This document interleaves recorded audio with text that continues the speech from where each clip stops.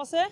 GHMC పరిధిలో ఉన్న రామంతపూర్లో ఇప్పటికే ఇంటర్నెట్ కేబుల్స్ అన్ని కూడా కట్ చేస్తూ ఉన్నారు. ఏదైతే నిన్న జరిగిన ఒక వినాయక విగ్రహం తీసుకొస్తున్న నేపథ్యంలో అక్కడ ఒక షార్ట్ సర్క్యూట్ అయి కూడా నలుగురు చనిపోవడం జరిగింది.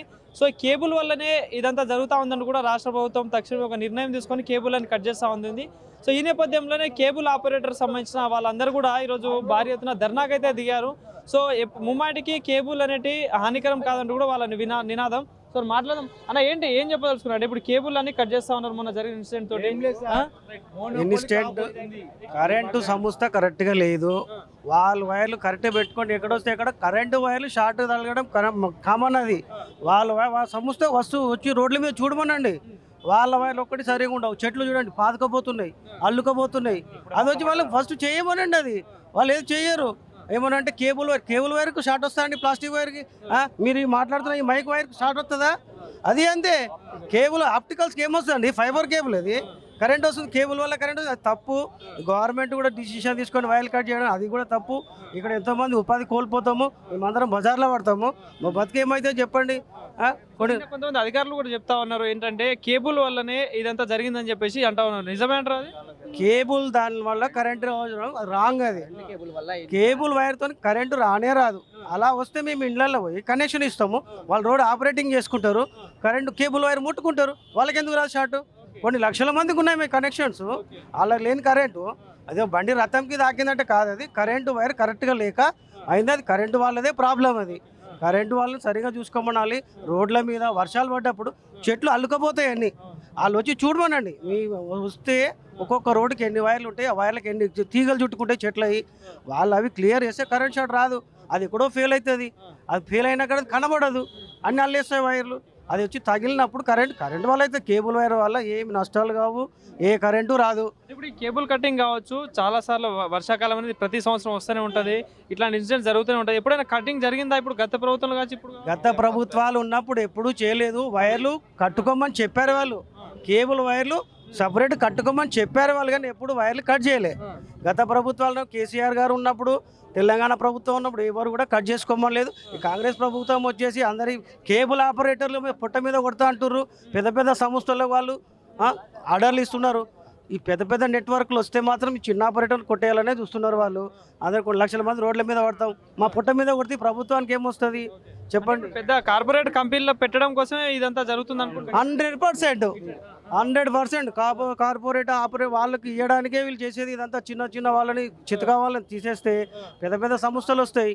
వాళ్ళు చూసేది అది. వాళ్ళు డబ్బుకు ఆశపడి చేస్తున్నారు అంతే, గవర్నమెంట్ నడిపేయాలని. వేరే ఏం లేదు. వాళ్ళు పొట్టలు నింపుకుంటాడు. గరీబ్ చిన్న చితకాయలు పని చేసుకునే వాళ్ళ పొట్ట కొడుతున్నారు వాళ్ళు అంతే.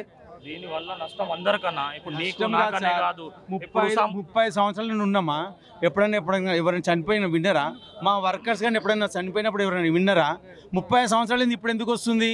మా ఫైబర్ ఈ లెవెల్ ఉంటుంది, జియో ఫైబర్ ఈడు ఉంటుంది. సరే మన సొంత వైర్ ఉంది, దొడ్డు వైర్ ఉంది. ఈ వైర్ కట్ చేయకుండా ఈ వైర్ ఎట్లా కట్ చేస్తారు? సరే మేము వాడినాం, కరెంటు పోల్స్ మేము వాడినాం, కానీ మా వైర్ ఇక్కడ ఉంది 100%.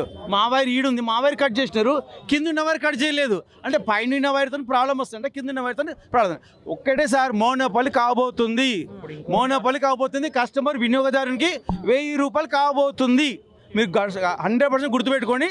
త్వరలో రేట్లు పెరిగిపోతున్నాయి. ఎలన్ మార్క్స్ రాకముందు వీళ్ళు కబ్జా చేయకపోతున్నారు. ఎలన్ మార్క్స్ వచ్చినట్టు ఇవి కూడా దొరకవని చెప్పేసి మోనోపాలి కాబోతుంది. మమ్మల్ని చంపేస్తారు. మేముంటే వాళ్ళకు కనెక్షన్స్ రావు. 500కు 50 రోజులు ఇచ్చినా, 300కు 50 రోజులు ఇచ్చినా కనెక్షన్స్ వస్తలేవు. మేము 300కి ఇస్తున్నాం సార్. నెట్ కేబుల్ ఇస్తున్నాం, వాళ్ళు ఇస్తారా? ఇవ్వలేరు. మేము ఉన్న రోజులు అది వాళ్ళకి ఇంపాసిబుల్. అది సో వీళ్ళని చేయాలి, ఏదో ఒకటి. ఇది ఒకటి వంక దొరికింది. 30 సంవత్సరాలు ఒక్కళ్ళైనా చూడండి సార్, ఎన్ని పేపర్లు చూడండి. కేబుల్ వర్కర్ చనిపోయిందా? మేము పైన ఎక్కుతాం, హెచ్డి లైన్లు ఎక్కుతాం, నిచ్చెనలు ఎక్కుతాం. ఎప్పుడైనా ఎవరైనా చనిపోయారా? ఇది చనిపోలే, ఆప్టికల్ ఫైబర్. అది ఫైబర్లో నువ్వు ఎన్నిసార్లు ఊగినా కూడా కింద పడము, చనిపోము. ఇదంతా కావాలని ఇంకా స్ట్రెచ్ నడుస్తుంది. ఇదంతా పెద్ద గేమ్. ఇదంతా మమ్మల్ని చిందవంతలు చేయనికే. ఇప్పుడు ఇంకోటి సార్, ఇప్పుడు దీనివల్ల నష్టం ఏంటంటే, ఇప్పుడు నా ఇంటి పక్కకు గుషామల్లపడి హాస్పిటల్ ఉంది. అది ఏషియాలో #1 కార్డియాలజీ హాస్పిటల్. ఆ హాస్పిటల్లో నిన్నటి నుంచి ఇవాళ వరకు 2D echo reports, TMT reports, 2D echo, trop I reports, అవన్నీ పేషెంట్లు గందరగోళం. ఇంటర్నెట్ లేని హాస్పిటల్ ఏం పనిచేస్తుంది, స్కూల్ ఏం పనిచేస్తుంది, బ్యాంకులు ఏం పనిచేస్తలేవు, మొబైల్స్ ఏం పనిచేస్తలేవు. దీనివల్ల అందరికీ నష్టం. ఎవరికి లాభం అనేది లేదు. దీన్ని అతి త్వరలో ఎంత తొందరగా అయితే అంత తొందరగా ఈ సమస్యను పరిష్కరించాలి అంతే. దానివల్ల ఏం లేదు సార్, ఈ కేబుల్ వల్ల ఏదో చిన్న చూపు చూస్తున్నామో కానీ కేబుల్ ఇంటర్నెట్ అని కానీ టోటల్ మొత్తం ఇప్పుడు ఒక 5 days 6 days బంద్ అయితే మొత్తం సాఫ్ట్వేర్ వెళ్ళిపోతాయి బెంగళూరుకి. ఏం లాభం చెప్పండి దానివల్ల? అది ఏది ఉన్నా తొందరగా పరిష్కరించాలని విజ్ఞప్తి చేస్తున్నాం. కస్టమర్కి గడప గడపకు పోయి సర్వీస్ చేసేది మేము. ప్రతి గల్లీ ఖాళీ హౌస్ నెంబర్ చెప్తే డైరెక్ట్ తీసుకుపోయేది మేము. ఇన్ని రోజులు మేము 30 సంవత్సరాలు అదంతా పోయింది. ఇప్పుడు ఎవరో వచ్చేసి వాళ్ళని లిఫ్ట్ చేయడానికి మమ్మల్ని అనగదొక్కడానికి ఇదంతా ప్లానింగ్ గేమ్ ఇదంతా. అరే 300 రూపాయలకి నెట్ కేబుల్ ఎవరు ఇస్తారు సార్? మేము ఇస్తున్నాం. మాకు 50 రూపాయలు వచ్చిన చాలని ఇస్తున్నాం, 100 రూపాయలు వచ్చిన చాలని ఇస్తున్నాము. వాళ్ళు ఇవ్వలేరు. వాడు 600 రూపాయలు 30 MBPS 600 రూపాయలు జియో. అవునా కదా? అంతే కడుతున్నారు కదా.